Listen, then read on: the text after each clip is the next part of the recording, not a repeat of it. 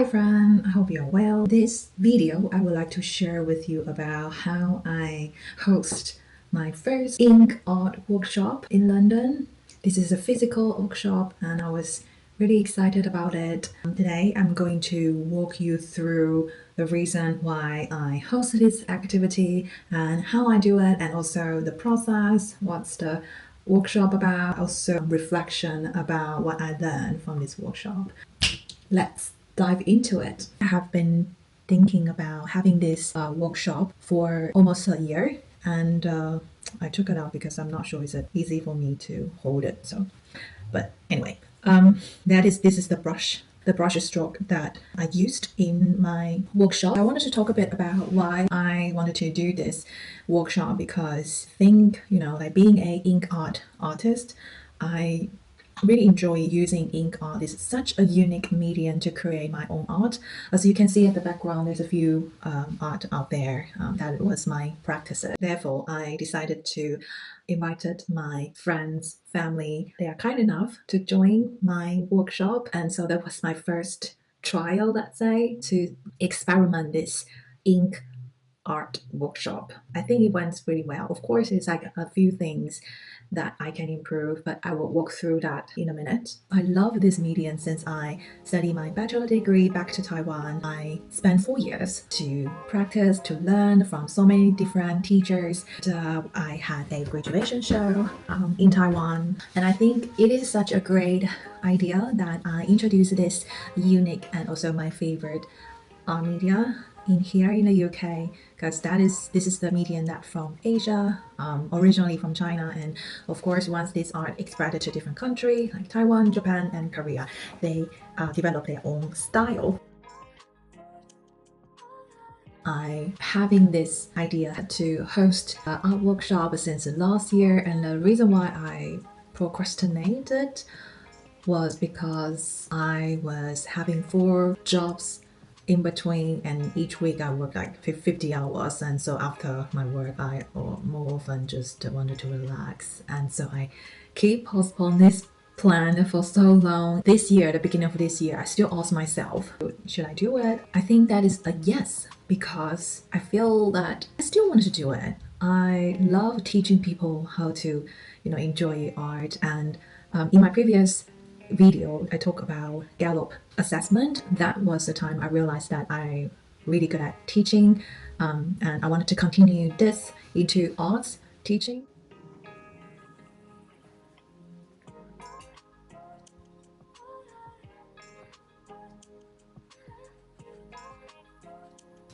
So I think a lesson learned while I was preparing this workshop, I think the most important thing was that instead of trying to be perfect, but just lower the bar, that will make it easier for you to start it. You can write down what is the thing that scares you.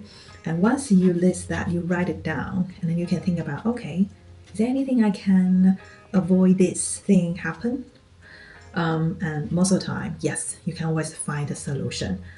So I would highly recommend, if in your life, if you have things that you procrastinate, invite yourself to grab a paper with you and write down the reason why you procrastinate. Maybe it's because you're scared of being a failure, and if that is the case, then the easiest thing to rephrase it is that because it's experiment, and when you are having experiment, it's always you will fail, right? You will put less stress on yourself, but you're more likely to do an action to try things, because you tell yourself that, well, it's an experiment, I probably will fail, but that's fine, at least I try. So I think that is a tips for people, anyone who are procrastinating something. Please grab a paper and invite yourself, spending a few 10 minutes to, or however time you need, to write down why. And I tell you, usually you will have a solution for that.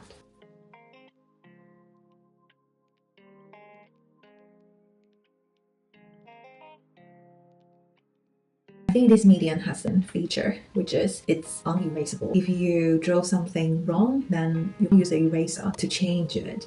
And I think because of this very unique feature, that means that when I draw things, it can be very challenging because before I draw, I need to think about, okay, so how am I going to draw a line and put the ink here, and how much ink I need to put in order to match the expectation I want for this type of feeling. But I need to be careful not put too much ink because otherwise it's gonna spray the whole paper, things like that. And I think having this sort of prediction and preparation is a nice process for me. Well, I sometimes make mistakes when I draw, and if I make a mistake, that's okay. If I make a mistake on the rice paper, I will just leave that mistake over there and then thinking about, oh, the area that I haven't drawn, maybe I can change it in a different way to match the parts where I made mistake, things like that. And I think that will make your drawing more special, like more accidental, but kind of in a interesting way, instead of always thinking that,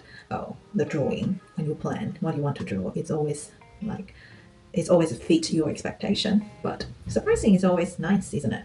I invited everyone to draw a portrait of their partner or their family.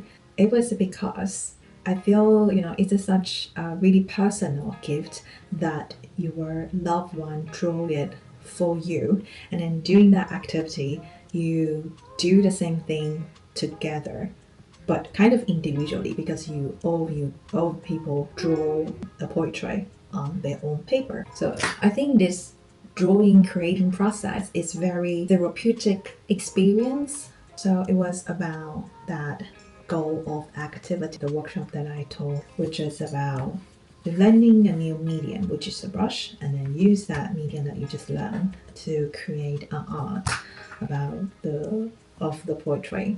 And then let's talk about the first test.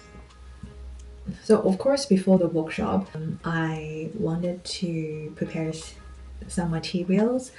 For example, how many paper I wanted to provide for my friend to practice. So now when you are seeing this footage, that was the time I was doing my experiment.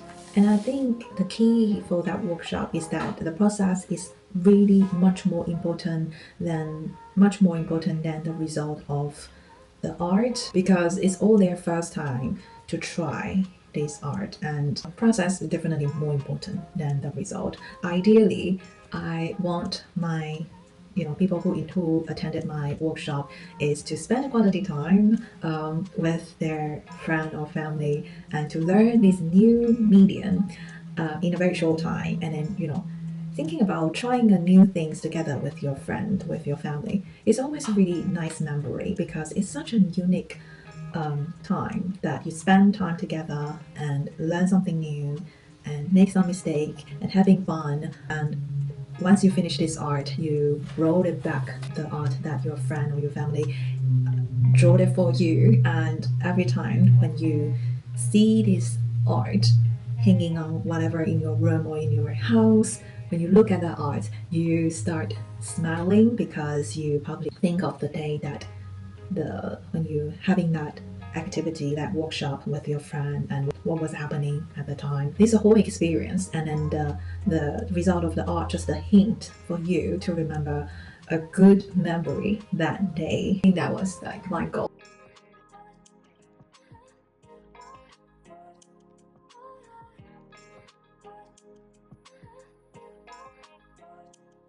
Now you can see their process about when they are creating this. Basically, there are 4 steps. The first step was that I show everyone how to use this brush, like how much water you needed to use your brush, and how much ink you should tip. And then you start to draw lines, and then once you draw a line, you will not stop. You just keep doing it and try to slow down as much as possible, because that was about you using your hand to control the brush.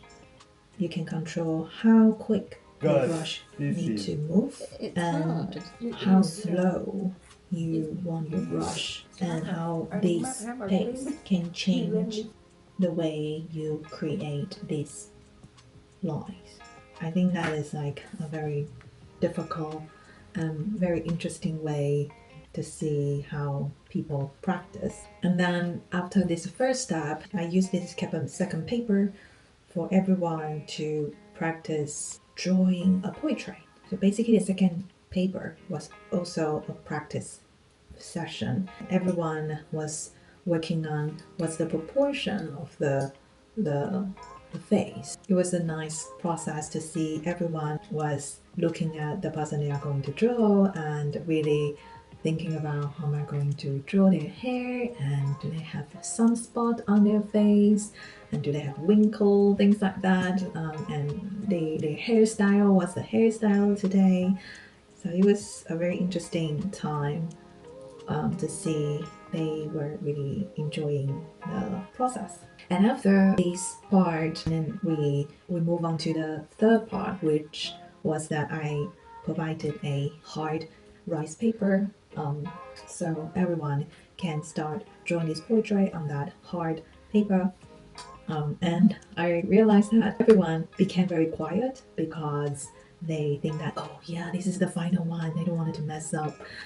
So yeah, all of a sudden everyone became very quiet. Everyone was cautious about what they wanted to draw. And so this is like the process, how people create their own art. And the last part, the fourth session, was invited everyone to share about their feeling when they're creating this art, and what's the feeling when they are painted by another person. Everyone shared quite a lot about their feeling, which was really good.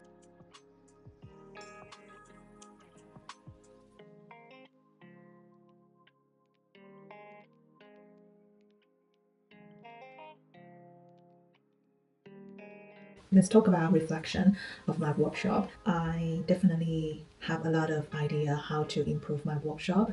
I think the first important thing was that I didn't have a PowerPoint for my first workshop, was because I don't want everyone to kind of copy the similar idea that I provided. I didn't prepare a PowerPoint to show like, oh, what is a different style that you can implement it in your art. But I feel it's necessary to provide that reference because, like I said, most of the people that attended my workshop haven't had opportunity to use this medium, and I feel that is really important to show some direction, what they can draw, what they can learn from these picture and images. And the second thing I wanted to improve was that I need to demonstrate how to draw as well, because I found it out when everyone was drawing a different part of the face, they start to thinking about, oh, how to draw the nose, for example, what's the proportion of the nose compared to other lips and cheek, things like that. So I think I needed to add this quick demonstration before they start drawing, before they start observe the person they wanted to draw. So that was the second thing I wanted to improve. I'm bringing my physical workshop into an online course. Join the waiting list down below this video description for early access. As one of my workshop students say, I never thought I could create something so therapeutic in 2 hours. Want to experience it? Join the waiting list below the description. I put the link out there.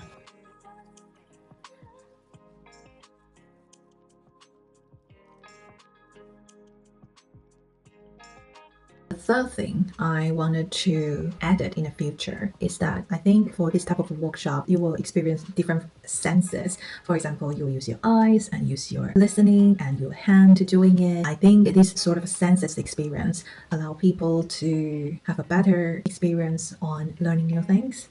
And I always think that smelling this, another sense, is also a very important thing, because having a good smell that can help people to relax, and I smell something good smell, that become a part of my memory in my mind. So next time when I smell that again in anywhere, my mind will give me a sign that, oh, this smell is a good smell. I have this smell before, and I think that is a very magic part about smell, about this sense. I wanted to add this sense in my workshop. So that is my intention, and so I think once I improve my workshop, I will try to fit into a session where I can teach people how to make their own ink scents. I think it will be also an interesting idea to make your own incense, and once you're done, you can not only bring the paper of your work to home, but also with the incense that you make from that workshop. And when you light up that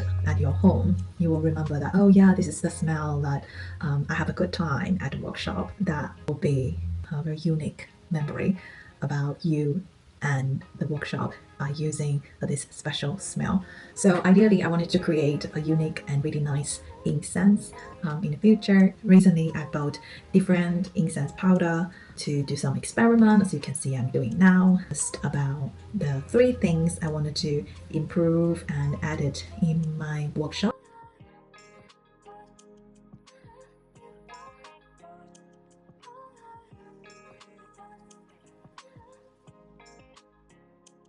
I think I will cook it. Hopefully.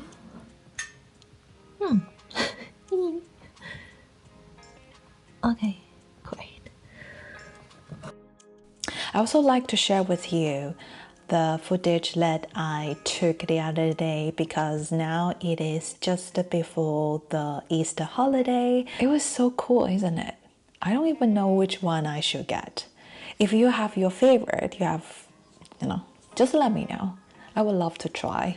Because back in Taiwan, I didn't have this culture before, but since I moved here, every time when I look at the chocolate section, it's like tons of the option, and I always didn't know which one I should try. So let me know which one is your favorite, and I would love to try. Hiya, if you are still watching, you might be interested in my ink art workshop, either for your interest or for your well-being. If you like to join my upcoming online and in-person workshop, I already put the link down below the description. Check it out if this is the right for you. And feel free to share this video and art workshop to your friend who might also enjoy it too. I will see you next time. See you soon. Bye-bye.